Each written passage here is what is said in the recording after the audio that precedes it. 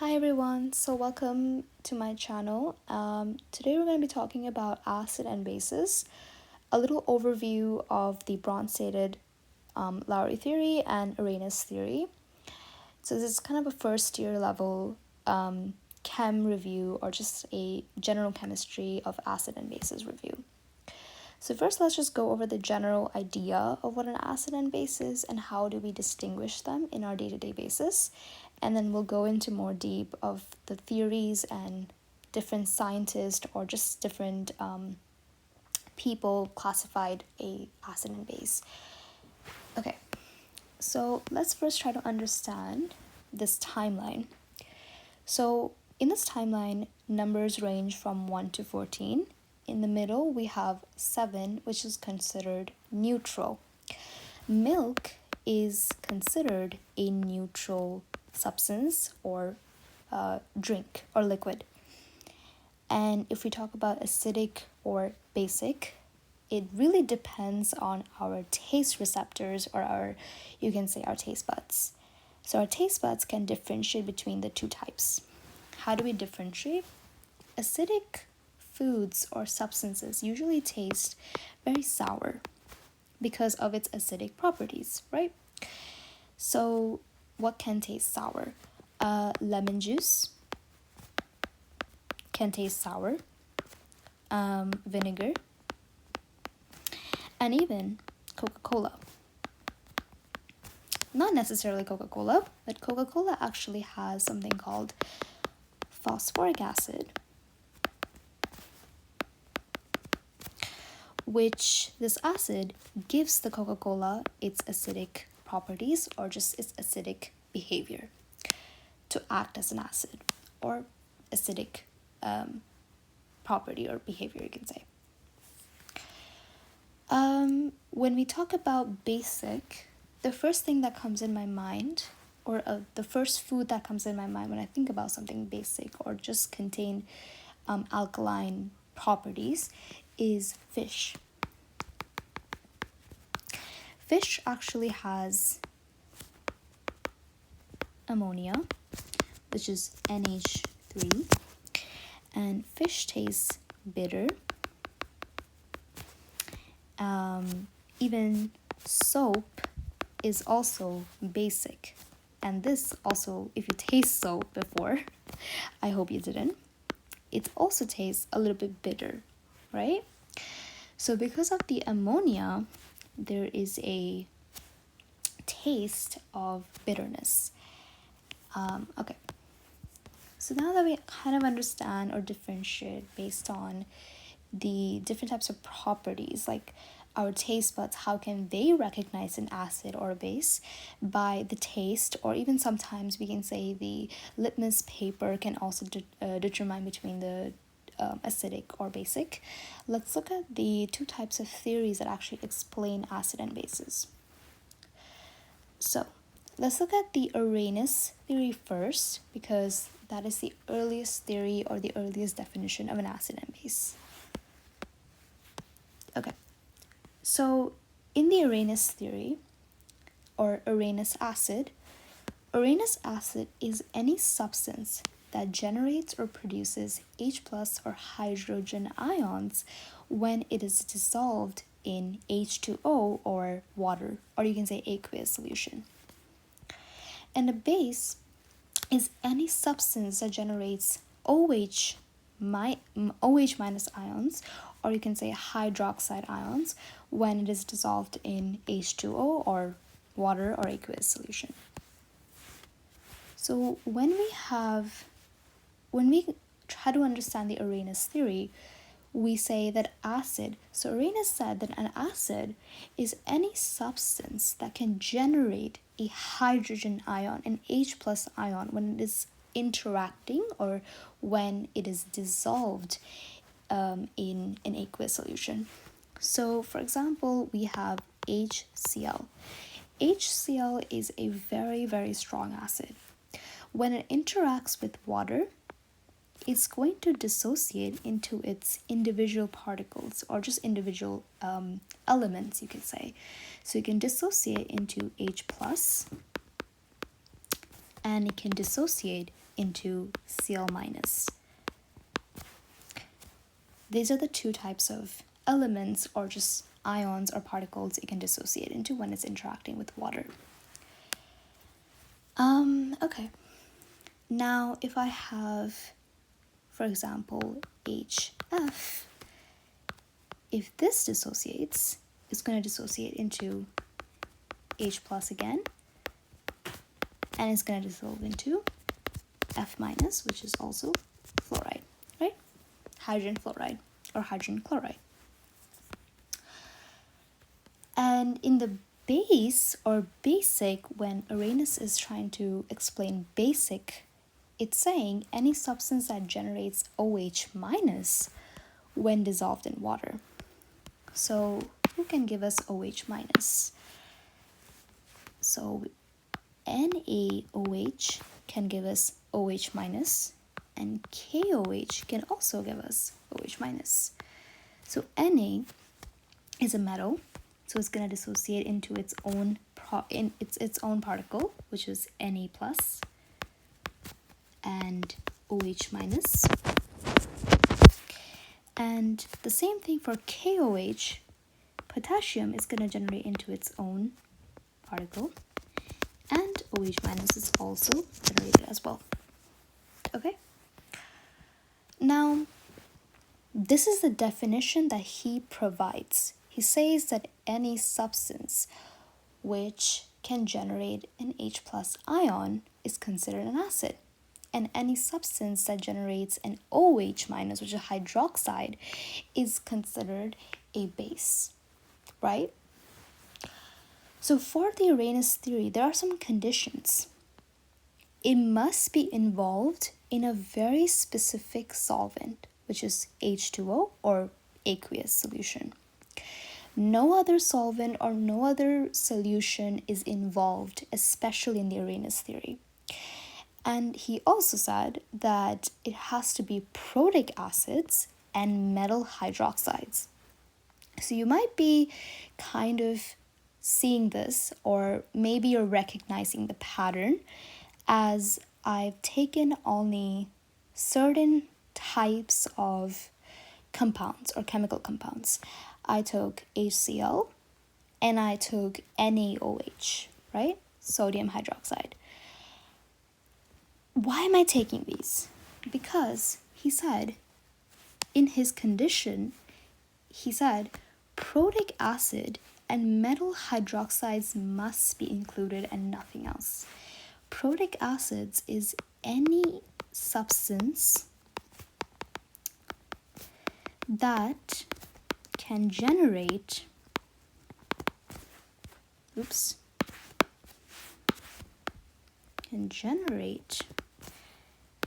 H plus ions. So it has to be any substance that can generate H plus ions or give protons, because protic, for another word, is protons. HCl can give us H plus, which is a proton. What else can give us? This can also give us a H plus ion by itself. H2SO4 can also provide us an H plus. Okay, so metal hydroxide is the next thing. Metal hydroxides is anything that has a metal plus a hydroxide ion attached to it. So we have NaOH. Na comes from the alkali metals, the first group that's found in the periodic table, right? KOH is also coming from the first group, right? Ca. Calcium is also coming from the second group of the periodic table. So you can see a pattern here, right? You can see that Na is a metal, potassium is a metal, calcium is a metal. They're all attached to a hydroxide ion, right? This is the exact thing what Arrhenius wants.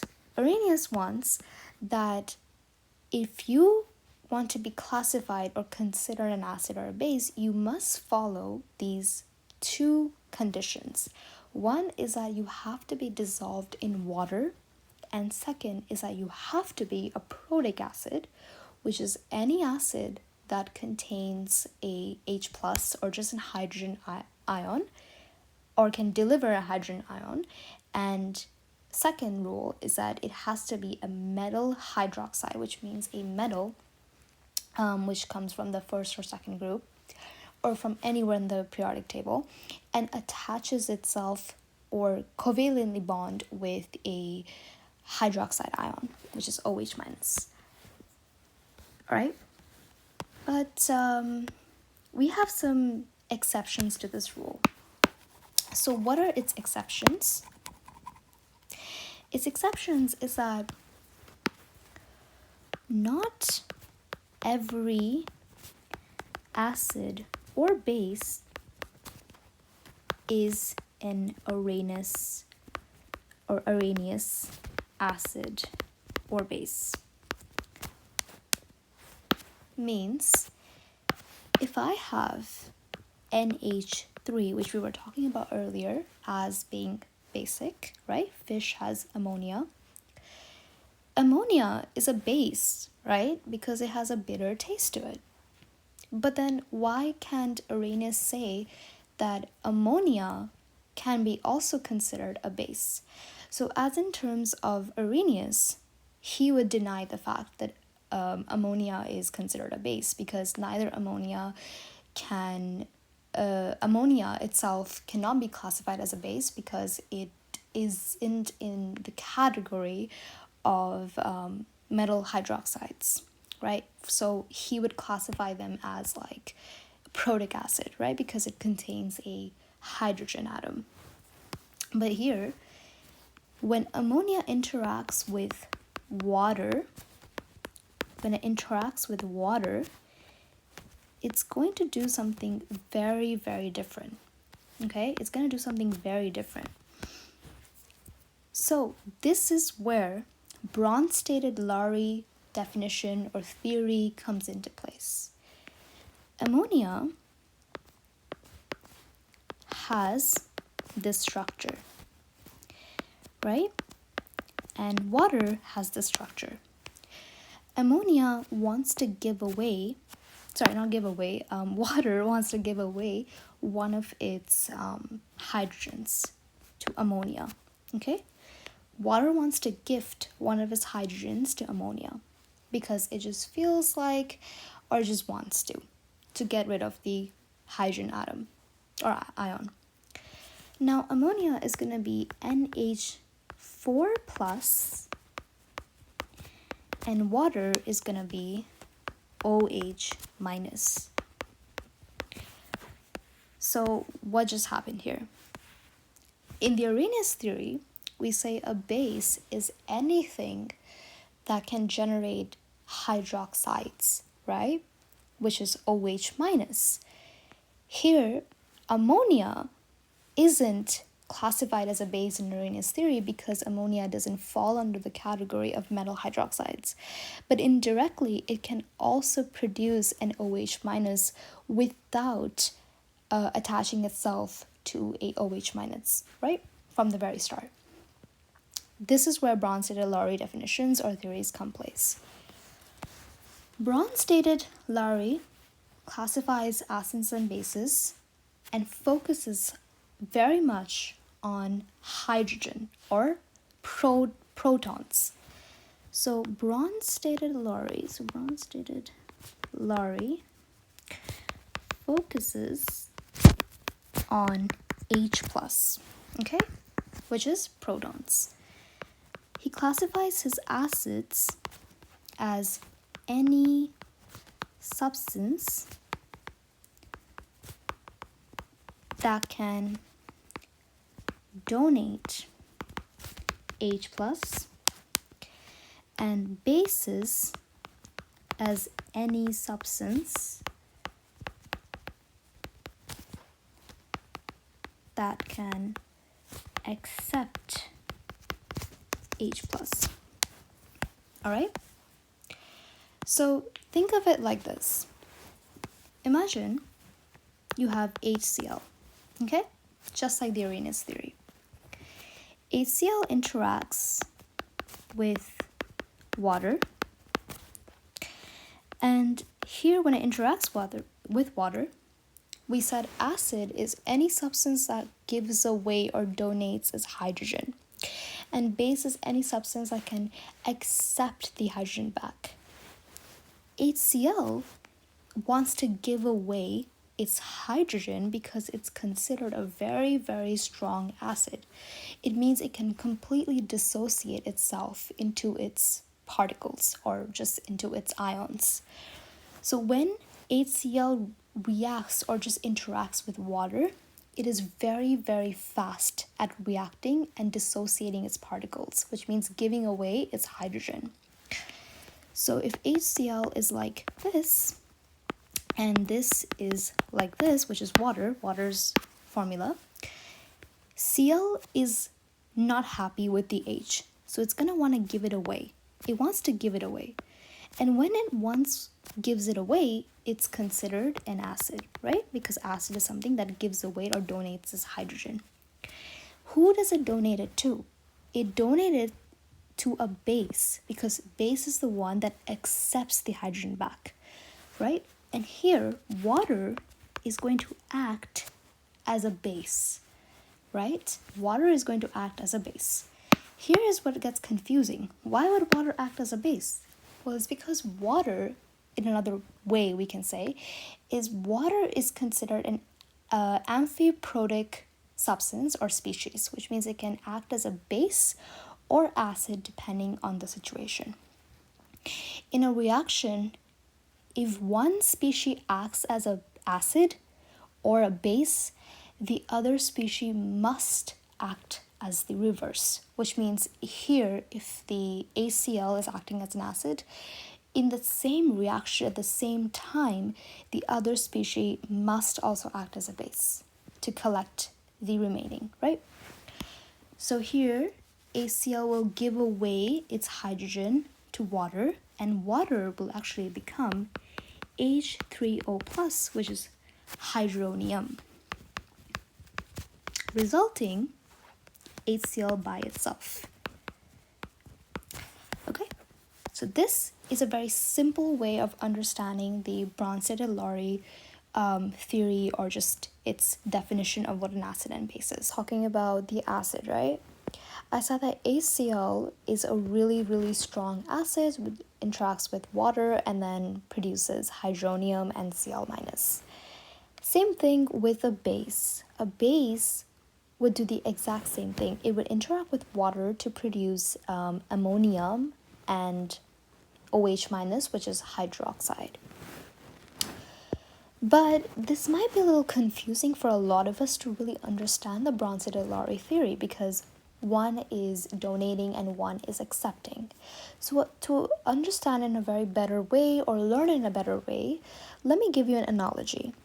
So you have person A versus person B. We can think about person A as acid and person B as a base. So person A has a lot of designer bags like Gucci, Prada, or whatever, right?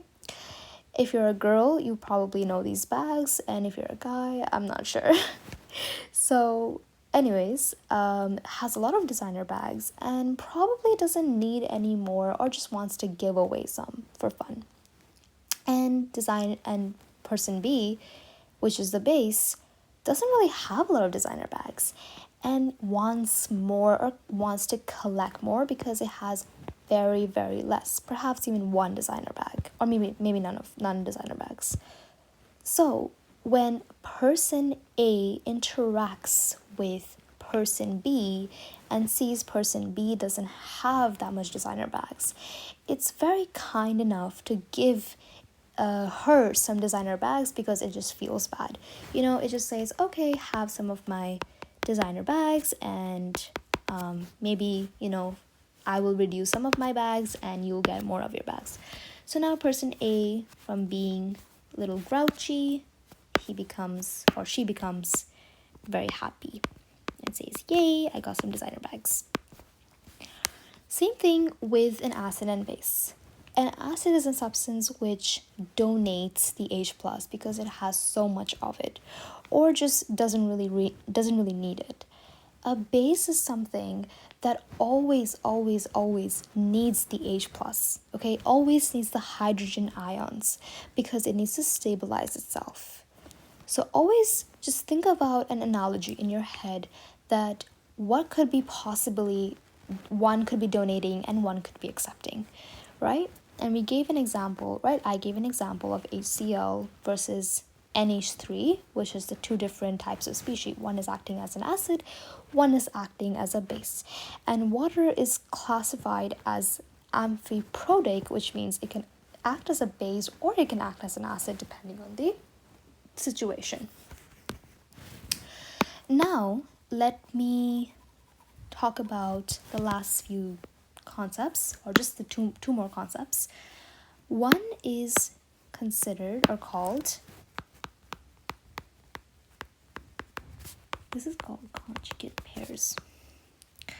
Okay, so a conjugate pair is results from the acid or base interacting with the species.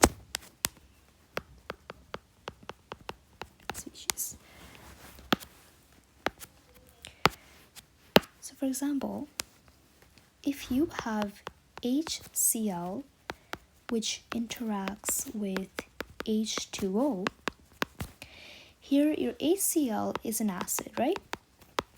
And your H2O is acting as a base. When they form something, what's going to happen? HCl is going to give away its hydrogen and is going to become, and H2O is going to become H3O plus, which is hydronium. And your Cl minus is going to become by itself. Conjugate acid and conjugate base are basically pairs that result from the acid and base. So from here, because it was an acid, it gives its hydrogen plus away, and now it actually becomes a conjugate. It becomes a conjugate base, okay? Because it has no longer any hydrogen attached to it. Same thing, hydronium has hydrogen attached to it and also has a positive charge. So from the base, it becomes a acid, but what kind of an acid? Conjugate acid. So if there is a conjugate pair, if there's a conjugate species, there has to be another conjugate species. So if there's a conjugate acid, there has to be a conjugate base. If there's a conjugate base, there has to be a conjugate acid, right? So if I produce an acid, it has to produce a conjugate base.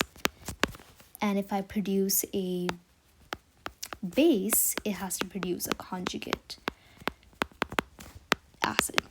Okay, now because the bronsted lowry is such a good theory, or just a good definition of an acid and base versus the Arrhenius theory, is because it has a lot more to say about the reactions. It can talk about the reaction, what direction the reaction is going towards.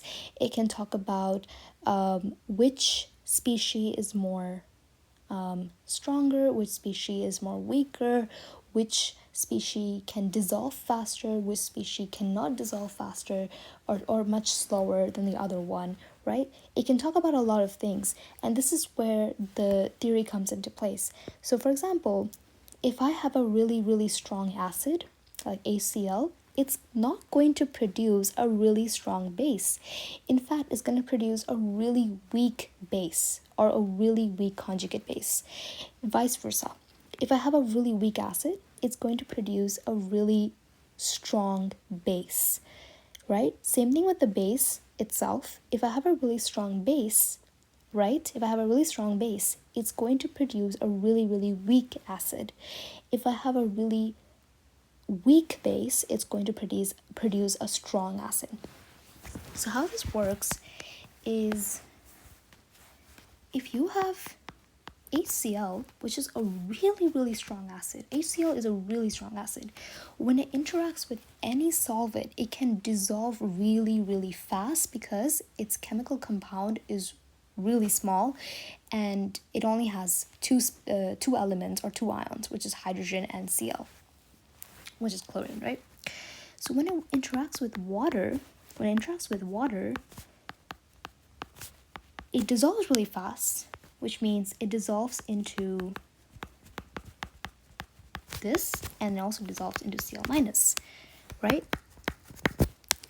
I said this is an acid, but what kind of acid? Really strong acid. So it will make a weak conjugate base. Which one is my weak conjugate base? It's this one, which is Cl minus, right? Because it has a negative charge. This can never be my base. Always know the one that has a negative charge to it is always considered as a base, right? Because it lacks the hydrogen ion. But the one that is always hydronium or just has a really positive charge or a lot of hydrogen ions attached to it is considered more of a acid than a base. So if HCl is going to produce Cl minus. Cl minus is relatively a very, very weak base compared to other bases like NaOH. So HCl is a really strong acid is because HCl has a property to dissolve or dissociate itself very, very well, which means when it interacts with water, it dissociates itself really fast. The same property carries on to Cl because Cl was originally a part of HCl. So it has the same property. So now Cl, because it turns out to be a base, and we know a base is something that accepts the H+. Here, Cl minus is going to have a hard time of accepting the Cl minus is because it carries its properties or chemical properties from the original compound it was a part of. So, for example, if you have, I'm going to give you another analogy, a simple analogy. Oh my god, I spelled analogy wrong. I'm so sorry, guys. For example, if your parent, so parent 1 has child A, and parent 2 has child B. Okay, so parent 1 has really, really, really, really strong monetary support, right? Support. And spoils their child really well, right? Just think about a parent who earns a lot of money, makes a lot of money, and also doesn't have a really hard time spending money because they have an abundant amount of money, right? So they don't have a hard time of spending money. But when it comes to their child, maybe after retirement or just after maybe after passing away or something, when their child has been so used to this this lifestyle that their parent lived or their parent 1 has lived, influencing their child A, or just child, sorry, not child A, but child, that child is never going to act different. It's going to act like their parent, right? So it's going to act like parent 1, which means when the child interacts with the real world, when it has to make real money, it's going to have a hard time of making real money because it's so used to the lifestyle that it was born and brought up with. Now goes vice versa with parent 2. If parent 2 doesn't really earn a lot of money but doesn't spend a lot of money, which means spend a lot of hydrogen ions, okay? So for them the money it's a kind of like an asset, right? So they keep the money instead of spending it all. Child B is obviously influenced by parent 2, and is going to act exactly like parent 2 once it also grows up to become like a parent. So after parent 2 passing away or just retiring, child B will actually, when it becomes a base, or not becomes a base, but when it acts as a base, or just in context of chemistry, it's going to be very easily accepting a lot of money, or just accept or making a lot of money, versus child A, if that makes any sense. So same thing with the context here. HCl is a really, really strong acid, which means it dissociates really fast. So if HCl has a child Cl minus, Cl minus is going to act the same way as HCl acted, which means it's going to have a hard time of accepting new hydrogen ions, or just acting as a base in general. But if, just say, acetic acid is a weak acid, right? But when acetic acid makes a conjugate base, its conjugate base is going to be relatively very strong, because acetic acid has a hard time of losing the hydrogen ion rather than just letting it go freely, just like HCl. So that is why the conjugate base is going to have an easier time, or relatively a more easier way of accepting a lot of hydrogens rather than giving it away. Does it make sense? So that is kind of my small analogy based on the two types of theories. Arrhenius theory is really limited. It's really limited because it only talks about that an acid and base can be classified based on one that can generate hydrogen ions and one that can generate OH minuses, and then one that is only applicable to like certain solvents, which is aqueous solvents or just water solvents, right? But Bronsted-Lowry theory is it's a lot more broader. It talks about that species like acid or a base can interact with different types of solvents. It has also that it's not limited to certain types of species like metal hydroxides or protic acids. It can, like we looked at ammonia, which can also generate back into ammonium, and it can also generate an OH minus, still acting as a base. We looked at conjugate acids, conjugate bases, which tell us how strong the acid is, how strong the base is, how strong the conjugate base is, how strong the conjugate acid will be, right? And it also tells us whether or not the reaction is going towards equilibrium, or what direction will the reaction go towards.